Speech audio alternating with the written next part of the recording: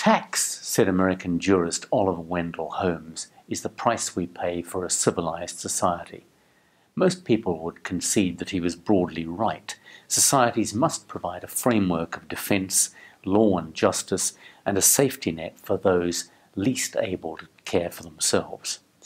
But a civilized society must also be equitable and restrained. There should be a quid pro quo attached to tax. It should pay for something the community needs, not be the result of coercive politicians grabbing all they can get from powerless tax-paying citizens.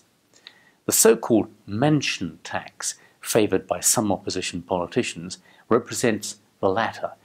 It's wrongly directed and would amount to a tax on Britain's southeast, where 80% of the homes affected are located and which pays more than its share of government outgoings already. The tax isn't just targeted at mansions owned by rich foreigners and overpaid bankers. Most of those who will be hit are ordinary homeowners whose property values have inflated wildly over recent decades through no fault of their own, but as a result of successive government policies. The £2 billion target from such a tax would, according to Treasury estimates, mean an average annual charge of £36,000 for houses affected. The madness of London property values means that could easily be demanded of homeowners earning less than £36,000 a year, and could lead to a massive and rapid destabilisation in the housing market. The real motivation, a populist gesture aimed at punishing the rich, was signposted by a Liberal Democrat Treasury spokesman who claimed that for the 95% of people who do not own a mansion, this is a popular policy.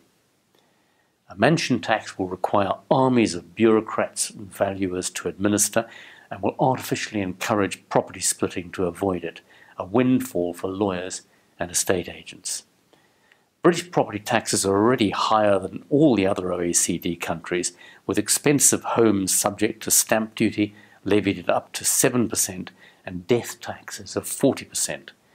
More determinedly egalitarian countries like Australia, New Zealand, Sweden and Canada have no death taxes at all. None of them has ever contemplated a mansion tax. Politicians may be hoping to prove the adage that if they rob Peter to pay Paul, they can count on Paul's vote. But governments are elected to govern fairly for all. A populist tax directed at hard-working individuals because they're an easy target negates fairness and delegitimises the system.